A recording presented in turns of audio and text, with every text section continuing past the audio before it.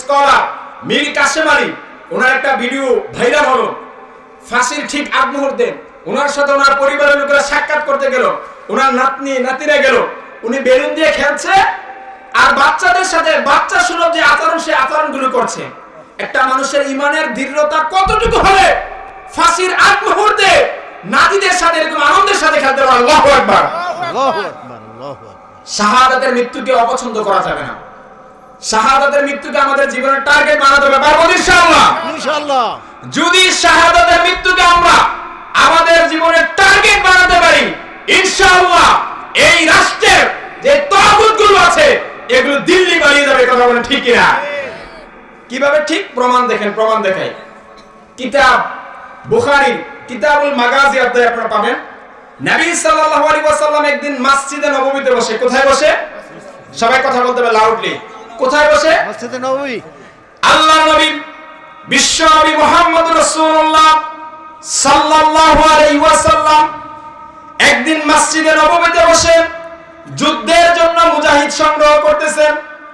সাহাবীরা একের পর এক মুজাহিদদের খাতায় নাম লিখাচ্ছেন। এমন সময় একজন মহিলা সাহাবী আসলো।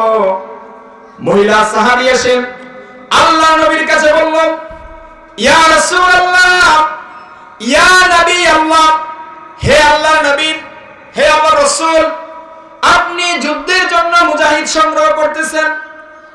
আমার স্বামী, আমার যে সন্তানগুলো ছিল সেই সন্তানগুলো এবং আমার স্বামী আল্লাহর রাস্তায় শাহাদাত বরণ করেছেন, আল্লাহর রাস্তায় শহীদ হয়ে গেছে। এখন যেই যুদ্ধের জন্য আপনি মুজাহিদ সংগ্রহ করতেছেন সেই যুদ্ধে দেওয়ার মতো আমার তেমন কিছু নাই। ওই মহিলা সাহাবী বলল, ইয়া রাসূলুল্লাহ, আমার কাছে আমার এই দুধের বাচ্চাটা বাকি আছে, আপনি আমার এই দুধের বাচ্চাটাকে, এই ছোট্ট সন্তানটাকে জিহাদের জন্য কবুল করেন। আল্লাহু আকবার। নবী সাল্লাল্লাহু আলাইহি ওয়াসাল্লাম যখন এই কথা বললেন, মহিলা সাহাবী যখন নবীকে এই কথা বললেন, ইয়া রাসূলুল্লাহ, আমার এই ছোট বাচ্চাটাকে আপনি জিহাদের জন্য কবুল করেন। এবার নবী সাল্লাল্লাহু আলাইহি ওয়াসাল্লাম বললেন, হে আমার মহিলা সাহাবী, আমি তো যুদ্ধের জন্য মুজাহিদ সংগ্রহ করতেছি, আমি তো খেলার জন্য লোক সংগ্রহ করতেছি না। তোমার এই ছোট বাচ্চা, দুধের বাচ্চা, সেই তীর চালাতে পারবে না, ধনুক চালাতে পারবে না, উটের পিঠে বসতে পারবে না, তাকে আমি যুদ্ধে নিয়ে কি করব? আমরা এই কথা বলতাম, কথা বলেন ঠিক কিনা? ছোট বাচ্চা সেই ঘোড়ার পিঠে বসতে পারবে না? পারবে না। এবার যখন নবী সাল্লাল্লাহু আলাইহি ওয়াসাল্লাম এই কথা বললেন, ওই মহিলা সাহাবী বললেন, ইয়া রাসূলুল্লাহ, ইয়া হাবিবাল্লাহ, আমি ভালো করে জানি আমার এই দুধের বাচ্চা সে তীর চালাতে পারবে না, ধনুক চালাতে পারবে না, ঘোড়ার পিঠে বসতে পারবে না।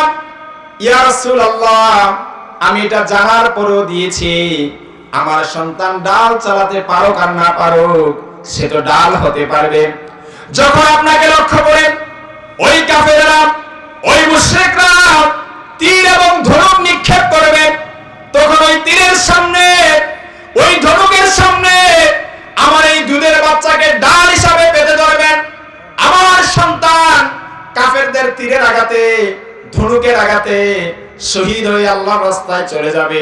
আমি কাল কিয়ামতের মাঠে শহীদের মা হয়ে উঠব, আর আপনি নবী হেফাজতে থাকবেন, এজন্য আমি আমার সন্তানকে দিয়েছি। শুধু এখানেই শেষ নয়, এই যখন অবস্থা, ওই মজলিসে রোমের গোয়েন্দারা ছিল। রোমের গোয়েন্দারা তাৎক্ষণিক রোম সম্রাটের কাছে গিয়ে বলল, হে রোম সম্রাট, তুমি মুসলমানদের সাথে লড়াই করে বিজয়ের যে স্বপ্ন দেখছ, তোমার সেই স্বপ্ন কখনো বাস্তবায়িত হবে না।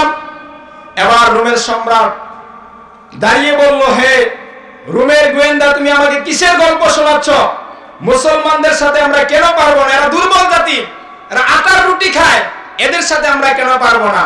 এবার রোমের গোয়েন্দা রোম সম্রাটকে বলল, হে রোম সম্রাট, তুমি জেনে রাখো, তোমার সৈনিকদের কাছে মদের পেয়ালা আর সুন্দরী নারী যত বেশি প্রিয়, মুহাম্মাদের সৈনিকদের কাছে আল্লাহর রাস্তায় জীবন দেওয়ার তার চেয়ে হাজার হাজার গুণ প্রিয়। আল্লাহু আকবার। এই কথা শোনার পর রোমের সম্রাট এবার বয়ে থরথর করে কাঁপতে শুরু করছে। আল্লাহু আকবার।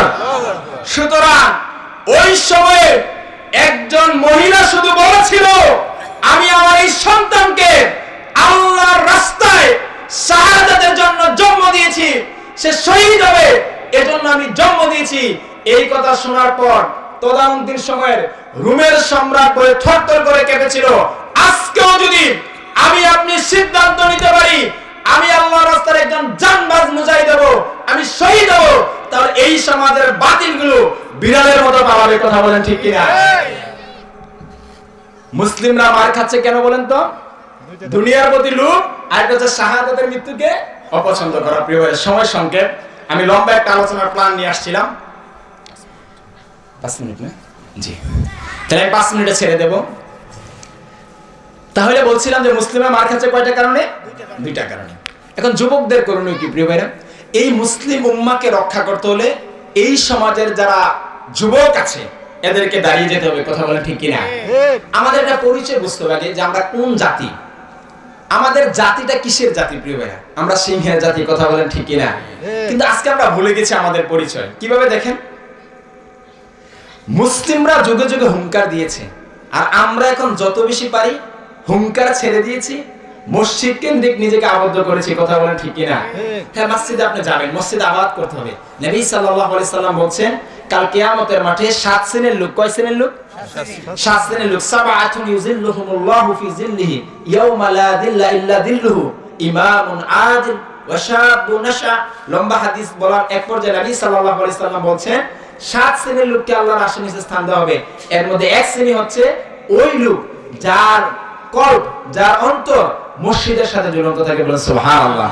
মসজিদে যাবেন, নির্দিষ্ট সময় সালাত করবেন, কিন্তু হুঙ্কার দরকার আছে না নাই? দেখেন প্রিয়বার, আজকে আমাদের সমাজের যুবকদের অবস্থা কি? আমি শুধু আপনাকে একটা ইতিহাস শোনাচ্ছি। রাসূলুল্লাহ সাল্লাল্লাহু আলাইহি ওয়াসাল্লামের যে যুবক সাহাবীরা ছিল তারা কেমন ছিল? আপনি সহিহ ইবনে হিব্বানের 6289 নম্বর হাদিস খুলবেন। নবী সাল্লাল্লাহু আলাইহি ওয়াসাল্লামের সাহাবী তালহা ইবনে উবাইদুল্লাহ, নাম কি বলেন তো? তালহা ইবনে উবাইদুল্লাহ রাদিয়াল্লাহু তাআলা আনহু, তিনি প্রিয় ভাইরা যখন দেখলেন যে উহুদের ময়দানে রাসূলুল্লাহ সাল্লাল্লাহু আলাইহি ওয়াসাল্লাম একা পড়ে গেছেন, সাহাবীরা ছত্রভঙ্গ হয়ে গেছে, কিছু সাহাবী আল্লাহর নবীর সামনে দাঁড়িয়ে কি করছেন? সিনা টান করে দাঁড়িয়েছেন, আল্লাহ রাসূলকে সেল্টার দিচ্ছেন। এমন সময় তালহা ইবনে উবাইদুল্লাহ রাদিয়াল্লাহু তাআলা আনহু, তিনি তার সিনা টান করে দাঁড়িয়েছেন। কার সামনে বলেন তো? রাসূলের সামনে। ইয়া রাসূলুল্লাহ, আপনাকে আমি হেফাজত করব ইয়া রাসূলুল্লাহ। তিনি বললেন যে, রাসূল সাল্লাল্লাহু আলাইহি ওয়াসাল্লাম বললেন যে ইয়া রাসূলুল্লাহ, আপনি জেনে রাখেন আমি তালহা ইবনে উবাইদুল্লাহ রাদিয়াল্লাহু তাআলার গায়ে শেষ রক্তবিন্দু থাকা পর্যন্ত আপনার গায়ে কোনো তীর এবং ধনুক লাগতে দেব না। সুবহানাল্লাহ বলবেন না? শুধু এখানে শেষ নেই প্রিয় ভাইরা। এবং তিনি বললেন যদি আপনার গায়ে কোনো তীর এবং ধনুক লেগে যায় তাহলে সেটা তালহার কলিজাকে ছিদ্র করে তারপর আপনার গায়ে লাগতে হবে, এর আগে লাগার সুযোগ নাই। তিনি এক পর্যায়ে প্রিয় ভাইরা হাদিসের যে বর্ণনা, তার গায়ে 39টা, কয়টা বলেন তো? 39টা এই তীরের আঘাত তার গায়ে পাওয়া গেছে। আল্লাহু আকবার বলবেন না? এরকম ভাবে রাসূলকে ভালোবাসতে হবে। পারবো তো ইনশাআল্লাহ? যুবক ভাইদেরকে সর্বশেষ একটা দায়িত্ব দিয়ে শেষ করে দেবো, সেটা হলো, আমি শুধু যুবকদেরকে বলছি না, শেষ পর্যায়ে এসে আপনাদেরকে বলছি, যুবক এবং আলেম, গায়রে আলেম, যুবক এবং মুরব্বী যারাই আছেন প্রিয় ভাইরা, আমাদেরকে সমন্বয় করতে হবে। এই ইসলামিক রেভলিউশন, ইসলামিক বিপ্লবকে একটা পূর্ণাঙ্গ রূপে নিয়ে যাওয়ার জন্য 3 জনের অবদান দরকার। কয়জনের? সবাই কথা বলেন। কয় শ্রেণীর অবদান প্রয়োজন? 3 শ্রেণীর লোকের। এক হচ্ছে যারা মুরব্বী, তারা পরামর্শ দিবে। তারা কি দিবে? পরামর্শ দিবে। যারা যুবক, তারা তাদের শক্তি এবং রক্ত এবং তাদের ঘাম আল্লাহর রাস্তায় কি করবে? ব্যয় করবে। আর যারা ধনী আছে, ধনাঢ্যরা তাদের অর্থ বিনিয়োগ করবে। পারবো ইনশাআল্লাহ? এই 3-এর সমন্বয় যখন হয়ে যাবে ইনশাআল্লাহ আমাদেরকে আর কেউ দমাতে পারবে না প্রিয় ভাইরা। শুধু যুবক ভাইদেরকে এতটুকুই বলবো, একটা যুবকদের একটা গল্প শুনে আমি শেষ করে দিচ্ছি। রাসূলুল্লাহ সাল্লাল্লাহু আলাইহি ওয়াসাল্লামের সাহাবীদের মধ্য থেকে প্রিয় ভাইরা, আপনারা জানেন মায এবং মুআওয়াজ, নাম শুনছেন? মায এবং মুআওয়াজ, তাদের যে কাহিনী প্রিয় ভাইরা জানেন, আমি একবার সংক্ষেপ করছি। তাদের টার্গেট ছিল যে তারা বদরের প্রান্তরে আবু জাহেলকে, কাকে বলেন তো? আবু জাহেলকে হত্যা করবে। কারণ এই আবু জাহেল হচ্ছে সেই আবু জাহেল যে আমাদের রাসূলকে কষ্ট দিয়েছে। কথা বলেন ঠিক কিনা? এই আবু জাহেল তো সেই আবু জাহেল যে মুসলমানদেরকে কষ্ট দিয়েছে। মাজ এবং মুআব্বাদ তারা দুইজন ভাই, তারা সিদ্ধান্ত নিল বদরের প্রান্তরে আমরা যাব এবং এই দুশমনকে কি করব? হত্যা করব। আল্লাহু আকবার বলবেন না? তারা কি মুরব্বি ছিল? না, তারা ইয়াং ছোট মানুষ। প্রিয় ভাইরা, তারা এক পর্যায়ে দেখলো আল্লাহ রাসূল তাদেরকে নিতে অস্বীকৃতি জানালেন। যখন সংবাদ তাদের কানে আসলো যে তাদেরকে যুদ্ধের ময়দানে নেবেন না, তারা মনক্ষুণ্ণ হয়ে গেলেন। এক পর্যায়ে তাদের মধ্যে দুই ভাইয়ের মধ্যে প্রতিযোগিতা দেওয়া হলো যে যে ফার্স্ট হবে তাকে নেওয়া হবে। এখন বড় ভাই কি মাস আর মুআব্বাদ দুই ভাই একসাথে লড়াই শুরু হলো।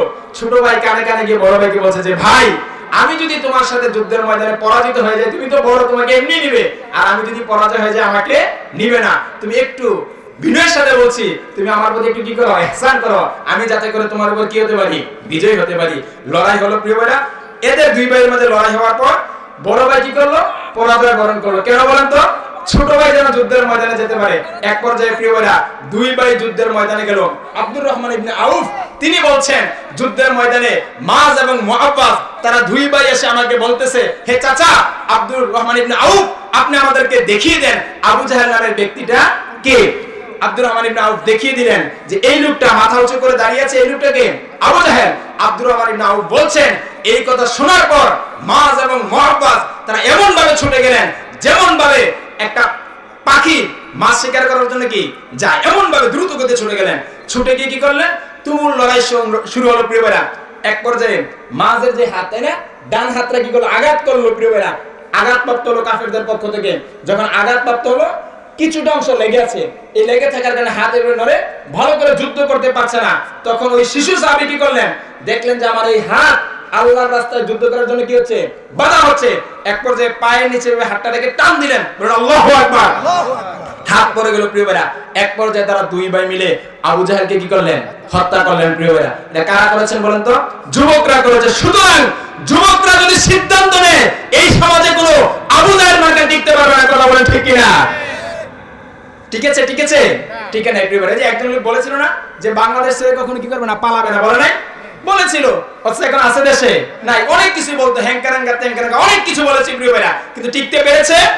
পারে নাই। কারণ এটা হচ্ছে মুনাফিকদের স্বভাব। মুনাফিক লিডাররা তারা কখনো ময়দানে স্থির থাকতে পারে না। আমি এটা বলে শেষ করে দিচ্ছি 4 মিনিটে। এইদিকে একটু, মুসলিম যারা লিডার তারা কখনো ময়দান থেকে পালায় না। সবাই কথা বলেন, মুসলিম লিডাররা পালায় না। আর যারা মুনাফিক, যাদের গায়ে অন্যায়ভাবে মানুষের রক্ত লেগে থাকে, তারা ময়দানে টিকে থাকতে পারে না, তারা পালিয়ে যায়। কথা বলেন ঠিক কিনা? নবী সাল্লাল্লাহু আলাইহি সাল্লাম থেকে শিখতে হবে। নবী সাল্লাল্লাহু আলাইহি ওয়াসাল্লাম উহুদের ময়দানে একা পড়ে আছেন। নবী সাল্লাল্লাহু আলাইহি সাল্লামের সাহাবীরা ছত্রভঙ্গ হয়ে গেলেন। এমন সময় নবী সাল্লাল্লাহু আলাইহি সাল্লাম যখন দেখলেন যে সাহাবীরা আশেপাশে নেই, তখন নবী সাল্লাল্লাহু আলাইহি সাল্লাম পালিয়েছিলেন? পালান নাই। তিনি বললেন, আনা ইবনু আব্দুল মুত্তালিব, আনা নবিয়্যুল লা কাযিব, আমি আব্দুল মুত্তালিবের সন্তান, আমি হচ্ছি সত্য নবী, আমি পালিয়ে যাওয়া নবী না।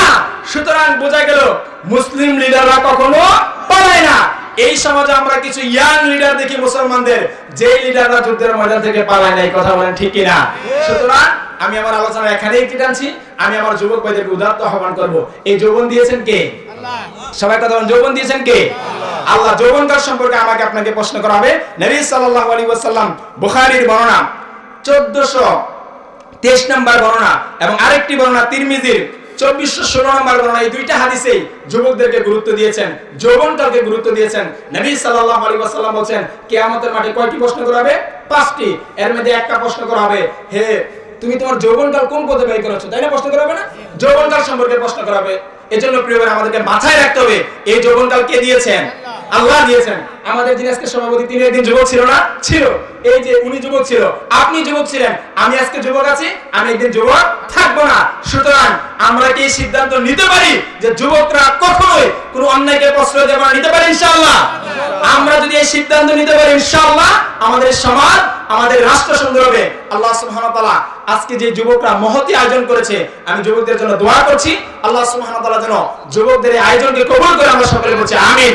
আল্লাহ সুবহানাহু ওয়া তাআলা যেন আমাদের সকলকে ক্ষমা করে, আমরা সকলে বলছি আমিন।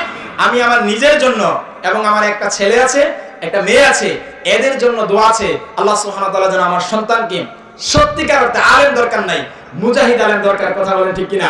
এই সমাজে অনেক আলেম আছে। আমি একটা গবেষণা দেখেছি, আমি একটা বইয়ের কাজ করতেছি, সম্পাদনার কাজ করে নিয়ে দেখলাম যে আলেমদের একটা বিশাল অংশ প্রিয় ভাই, আলহামদুলিল্লাহ আলেমের এখন অভাব নাই। গ্রামে গ্রামে আলেম আছে না নাই? অনেক আলেম, শহরে শহরে আলেম, প্রত্যেকটা বাড়িতে বাড়িতে আজকে আলেম, কিন্তু জানবাজ মুজাহিদ আলেম খুবই অল্প। কথা বলেন ঠিক কিনা? এজন্য আমি আপনাদের কাছে দোয়া চাই, আমার সন্তান যেন একজন জানবাজ মুজাহিদ আলেম হয়, যে আলেমদেরকে দেখলে তাগুতরা পালিয়ে যায়। কথা বলেন ঠিক কিনা? আল্লাহ সুবহানাহু ওয়া তাআলা যেন আমার নিজেকে, আমাকে এবং আমার সন্তানকে এরকম মুজাহিদ আলেম হিসেবে কবুল করে। আমরা সকলে পড়ছি আমিন।